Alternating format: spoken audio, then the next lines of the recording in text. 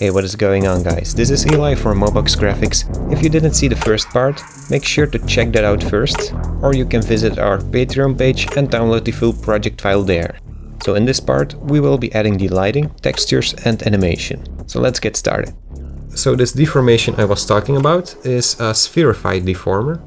So let's change the radius of this already, because 200 centimeters is way too big. And we're going to move this closer to the sweep object.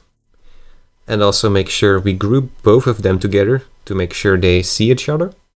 Now you can see we have the deformation going on, but it is still a bit strange.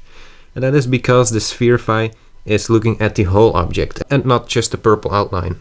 To fix this, we need to go to the Fall Off tab, and we're going to set the shape to sphere, of course. Now you can notice that it is only seeing so much of the object. But you may also want to decrease the size of this. I think the easiest way is to just use the scale tool on the whole spherify object. So now if you would move this along the sweep object, you could see we have this swelling effect. But it isn't very accurate this way. We want this effect to be exactly centered to the tube. To do this, right click on the spherify object, go to Cinema 4D tags and select Align to Spline. Now down here you have this spline path field. This will be the spline that was originally created to generate the tube. So drag it inside of there. Now if you use the position value, you can see it is moving exactly like we want it to. So to create the animation later, we will just be using this position value. Let's move the tube a bit to the side so we can create a second one maybe. So that way this part is done. One more thing we need is a floor under the building, but I would like to have a separate floor on this inner court and have a separate one on the outside. So to get an exact floor inside of the borders, we can go to the border object and select the bottom polygon and duplicate that outside of it. Now we can just create a loft object and drag the spline inside of there, and that way we instantly have a floor. Now for the surrounding floor it is way easier, just create a floor object. Okay, let's continue with some more details. The next one will be a barrel. We can start off with a cylinder object. Let's make it something like 10 centimeters in radius and just 30 centimeters high. Let's make this editable. But if you would try to select these top polygons and move these around, you can see these are not connected with the tube shape. That is something which will always be happening with the cylinder object. To fix this, it is a good habit to select all the points and then press U and O to optimize. Now we can go ahead and use the loop cut tool and create a cut right at the middle again, so 50%. Let's select this ring of edges by double-clicking on one of them. And you're going to use the bevel tool again with the solid bevel mode. So we can add 2 more rings around this. Reselect the middle ring again, and we're just going to scale this out.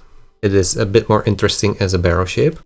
Now we need to add some detail to the top and bottom. So let's create another cut at the top, something like 2 centimeters.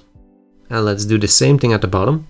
But you may notice we have the same problem again as at the beginning of the video. We have a distance of, in this case, 11 centimeters, while it is still very close to the edge. So it is calculating the distance again from another side and not from the bottom. You can see the green line at the side here. And as we did it now, we were creating a cut at the left side of it, which means that we need to create a cut at the right side of it to get the right positioning. Okay, so now we have these 2 rings. Let's use the loop selection tool in the polygon mode so we can select these 2 rings. And if we would try to scale these up, it will not give the result we want, of course. So let's use the extrude tool to give it a bit more thickness. And then we can select these middle polygons at the top and bottom and just use the extrude tool again to sink these inwards. Maybe also change a bit at the center here again. And I think this will do as a simple barrel. One more thing I would like to do is to reset the axis to the bottom again. So let's go in the side view and enable the axis mode right here and just move the axis to the bottom of it. Okay, make sure you disable the axis mode, otherwise you will not be able to continue with the tutorial. So now we have this barrel. Let's put it somewhere to the side here and create a bunch of duplicates to give the scene a bit more character. One more specific barrel you may want to create to follow along with the tutorial is one that is laying on its side and will be exactly under the garage door, so it is blocking the door from opening and closing. Of course, you will also need to move the garage door up a bit. Okay, so when all these barrels are in place, let's select all of them and hit Alt and G again to create a group. One last part I would like to add to the scene is a forklift. I created this in a tutorial from a long time ago. You can try and create your own by using the video on our channel, or you can just go to the Patreon page and just download it from there. What I did is making sure I removed all the keyframes on this, so it isn't moving anymore. A second thing we're going to do is making sure the axis of the whole forklift group is being centered to the very bottom of the forklift, so the bottom part of the wheel. When that is done, you can copy the forklift in our scene, and of course we will need to scale this down. Also, one more thing I would like to do is getting the crate at the front and create a duplicate of this outside of it, so we can also scatter these around the scene. You may also want to move the axis again to the bottom, so it is easier to place this on the floor, and that way we can create a bunch of duplicates again. Okay, before we start placing the forklift and stuff, we're going to create a camera object, and we're going to change the projection to isometric to get a specific look. But the downfall of the isometric camera is that you cannot rotate it, so what we need to do instead is rotating all the objects we have. But I want this to stay clean again, so we're not going to select all of this and create a group of it, because that way the axis is not being centered to the world. Instead, we're going to create a separate null object, which will be centered to the world, and now we can drag all the other stuff inside of this, and that way it is way cleaner when we rotate this. Okay, before we start adding the textures, let's go to the project settings by pressing Ctrl and D. At the bottom here you can change the default object color. I like to set this to pure white before applying some light to this. For example, if you add a lot of lights, the scene will be totally white and you will not see any details anymore. And with white colors on every part, it is easier to see this, of course. So now before continuing, let's go to the render settings and apply an effect, which will be ambient occlusion. This is very useful on low poly scenes, in my opinion. So now we can continue by adding the lights. The first one will be an area light. Let's go outside of the camera view so we can move around freely. Let's raise it up, and we need to rotate this 90 degrees so it is pointing to the bottom. Let's scale this one up, and it can be quite large. To get very precise numbers on this, you may need to go to the Details tab, and at the bottom here you can set the size on both values. I think something like 6000 centimeters will be a nice value. Let's also make sure we raise it up. I think somewhere in the range of 800 centimeters is just enough.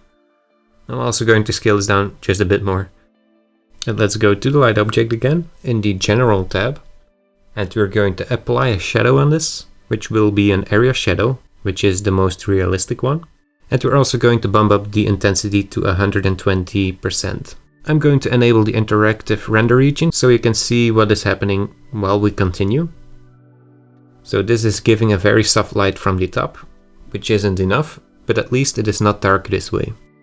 Let's continue by adding a second area light. We're going to move this to the front side. In this view it looks like it is the left, but at the actual camera view it will be the right. Now when that is done, we are also going to create a duplicate of this maybe, and we're going to position this at the left side of the building, pointing directly at it. But for this one we can decrease the intensity of this to something like 75%, so it isn't as equal on all sides. It may make things just a bit more interesting. So let's take a look again. The combination of these three is way too bright. So what we can do is raising up the top light a bit more. Another thing we can do is selecting the second light, so that's the one pointing from the front corner. And we're going to apply a shadow on this as well, because it's just a bit flat right now. That looks a lot better now, and maybe we can also decrease the intensity of this one as well. You can also notice some of the shadows are very strong, which I don't like. So what we can do again is going to the render settings, and under the ambient occlusion we have this gradient at the top. So what we can do is double clicking on this black part, and we're going to change this to something more light gray. And by doing that, the contrast on the darkest parts should be a little less intense. So one more thing we can do to get rid of these very strong shadows is adding an ambient light. We can do this by creating just a regular light, so the light bulb. We are already going to decrease the intensity of this to 50%, that's way enough, and we're going to enable the ambient illumination effect. So that way we have a very smoothly lit scene. Okay, so the lighting part is done. Let's continue with adding the materials to this. Let's double click down here to create a first one, and double click to open this. And we're just going to change the color values of this so it is pure white. Now let's go to the reflectance channel to give this a bit more reflection. And we're going to add a background layer to this. And all the way at the bottom, let's open this layer Fresnel tab and change the Fresnel to dielectric. Let's also change the roughness at the top to something like 5%, so it isn't a perfect mirror finish. Let's drag this material on the floor object, so that is the outer floor. Now let's continue with a second material. This one will be for the walls. We're going to change the color to something off-gray. So that is all we need to do. Just apply the material on the objects by dragging it on top of them. Let's create one more material. This will be also an off-gray, but a bit brighter. Let's use this for the garage doors. Next material will be for the windows. This will be some kind of gray-blue. Next one is for the steel parts. This one will be just some light gray, of course. And let's drag it on all the objects which need to be colored like this. You may want to drag this on the groups of objects at the side here instead of in the viewport. Otherwise it will apply the material to every single small part instead of the whole group. I'm also going to apply the wall material on the roof exit here. And this front portion can be something like the garage door. You can do that by selecting the polygon and dragging the material on top of that. There is one more modification I would like to do to the steel material. So let's open this up and let's go to the reflectance channel. I'm going to open the interactive render region so you can see what the difference exactly is. So first of all, we're going to change the width of this. If we do that, the reflection of light will be covering a larger part of the object. Let's also increase the specular strength to something like 70%. That way we are really getting that shiny effect without having any complicated backmill layers or something. It's also way faster to render this way. Okay, so that is all there is to it. Let's create a new material, which will be a yellow material for the barrels and the pipes. For this one I will be using a goldish yellow color. And let's also go in the reflectance tab for this one. And we're just going to increase the specular strength like we did for the metal parts. And let's apply the material on the pipes to see how it looks. Maybe we can also apply a backmill layer on this and change the layer Fresnel to dielectric again to give it a bit more shiny look. Okay, let's make a full render to see what we have so far. The first thing I forgot is adding the wall material on the border. We're also going to apply the yellow material on the barrels. And I forgot to create a last material, which will be for the outside floor. So let's make this some kind of brownish color. And we're also going to apply a backmill layer on the reflectance, which can be a bit more rough, something like 10%, and a dielectric layer for now, of course. We're applying this reflection on the floor so it is a bit more interesting to look at, otherwise it's just so flat. In a full render, you may notice there are some reflections on the white floor, like in this case at the left side here. Of course we want to get rid of this. So first I'm going to fix the material on the ceiling part here that was missing. And now let's fix that reflection on the floor. So first we need to identify which light it is that is being reflected. Maybe also while we're at it we can apply a shadow on this left light as well. But to keep it a bit different we're going to apply a soft shadow instead of an area shadow on this. So because I made this scene earlier, I know exactly which light is causing the reflection on the floor, which is the top light. So on the top light, let's scroll down and we're going to disable the specular option on this. That way we get rid of the reflection. Okay, so the modeling part is done now. We are going to continue with adding the animations for those who like to do this. So it isn't as complicated as it may look.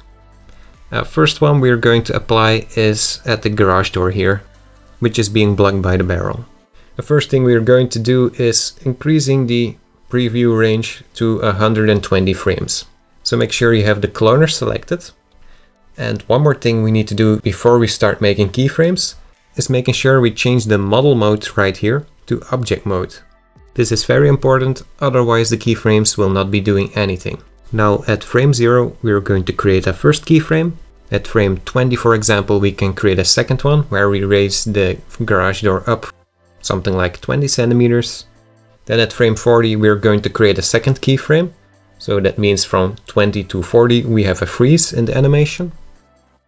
And then we're going to duplicate this first keyframe to frame 60. So what you may notice now is that we have an animation of 60 frames, which is exactly half of 120 frames. That's why I did it this way.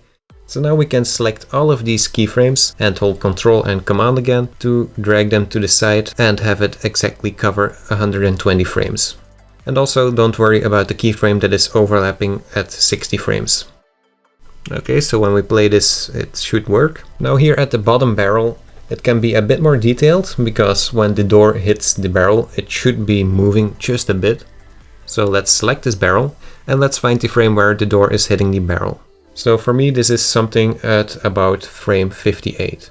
Now before we create a keyframe, you can also notice the axis is not being set up like we want it to. The axis is still being set at the world axis.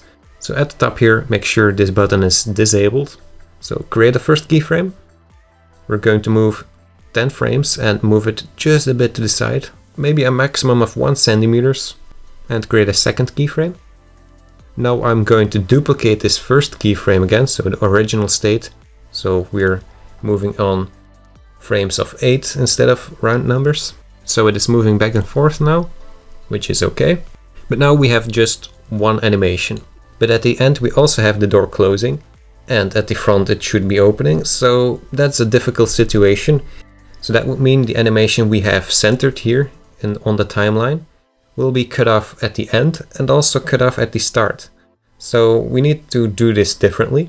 What we can do is creating a keyframe at the very end, so at frame 120. And now let's go and right click on the barrel and the hierarchy. And down at the bottom you should have the show F-curves option. Now inside of here it can be a bit overwhelming, so let's go to the F-curve menu straight away and disable show all tracks. So now if we unselect all the tracks, we have nothing showing up. If you look at the axis of the barrel, you can see we are selecting the blue one. So that is the Z axis. So let's select the Z position. And in your F-curve, it may be looking like just a flat animation, but if you zoom in with the same controls as we do in the viewport, you can notice this is actually having a very small curve. If I zoom out a bit again, you can see we have a black line in front of it and behind it. And this is just how the animation continues after the keyframes we've set up. But if you right click on position Z at the side here, you get this before and after options. So if we go to before and set it to repeat before and to the same thing on after, so repeat after, you can notice these black lines change into the same animation as our keyframes we've set up. So now it repeats one time before and after, and because of that it is having the exact overlapping curves outside of the preview range. So now we have a perfect loop. This is a very useful technique, so you may want to remember this one. Let's continue with a second animation. This one will be to move the forklift.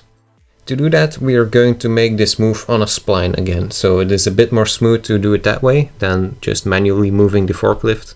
So let's get the pen tool and move to the top view.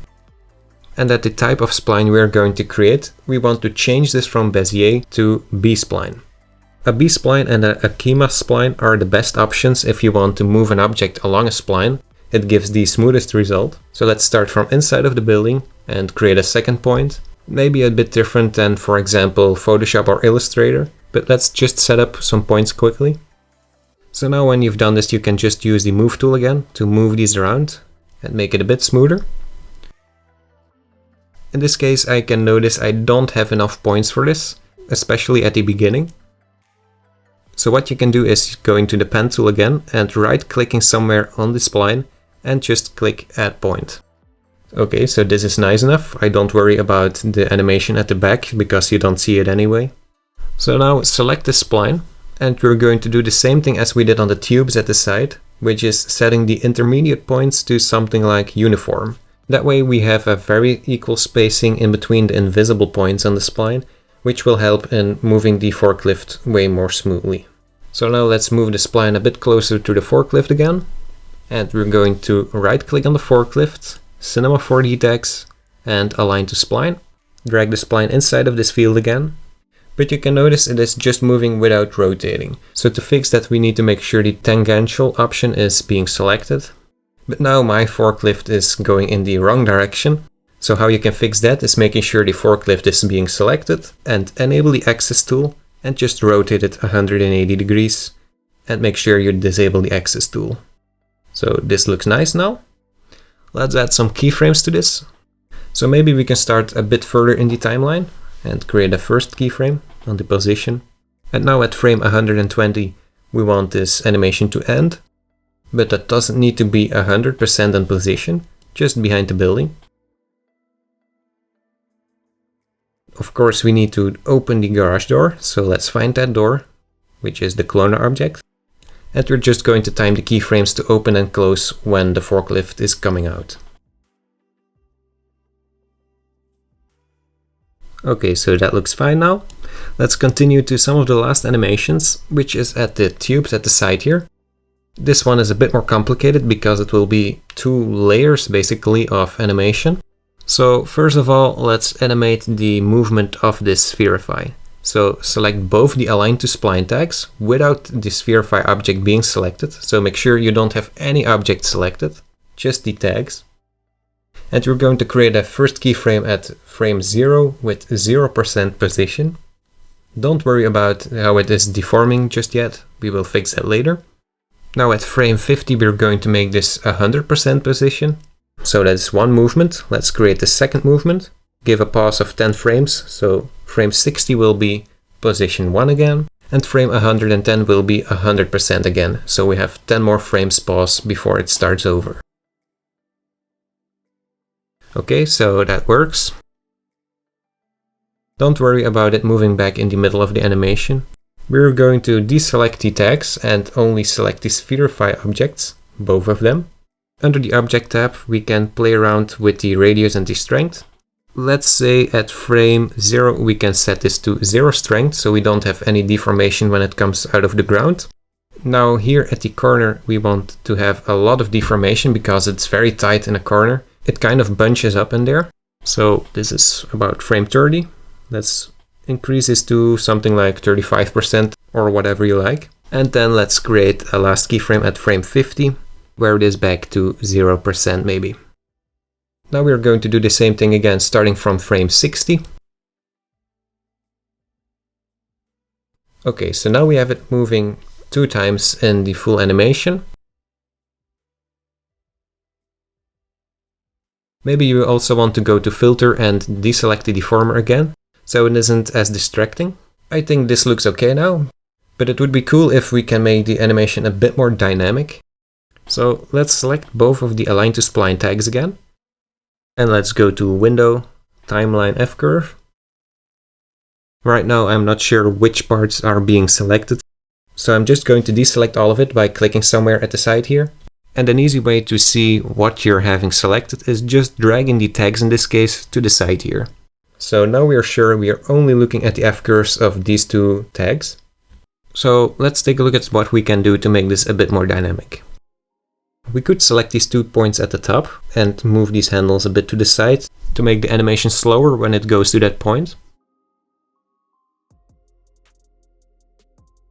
We can also add a keyframe at the center here, which you can do by clicking here while holding Ctrl or Command. Also, when moving this, I can see we have both animations stacked on top of each other, which is not that interesting because it's a duplicate anyway. So for now I'm just going to delete the second tube and only focus on one. Okay, so let's create these 2 keyframes again at the middle. And what I want to do is using these handles to rotate this a bit, so we have more of a flat line at these parts. You may want to zoom in on this to make sure we don't go downwards again after the point, otherwise it is reverting. So make sure this is always continuing upwards. Maybe I also did wrong with slowing it down at these top points. I think it can go even faster actually. So let's move it down. So basically you just keep on tweaking until it looks fine. But your curve will look something like this, I guess. If you want to take a look at the more detailed animation I've shown at the beginning of the video, you can download that file on our Patreon page, together with this one I just created. So by telling you that, this was all I wanted to show you guys today. I hope you learned something new today, and I will see you in the next video.